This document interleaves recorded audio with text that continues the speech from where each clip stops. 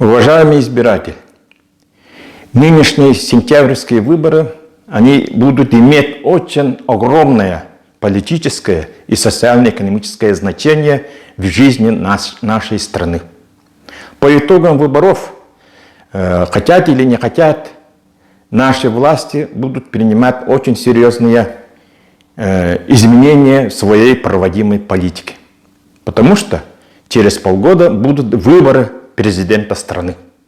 Поэтому, как будут выглядеть итоги сентябрьских выборов, насколько этот выборы, это мы своим голосом оцениваем сегодняшнюю политику, проводимой сегодняшней политикой нашей страны. Если мы скажем «хорошо», значит будет хорошо. А если мы в какой-то мере свою скажем, да, по социальной несправедливости и так далее, тогда, значит, будут приняты получение социальной справедливости, направлена политика в ту сторону.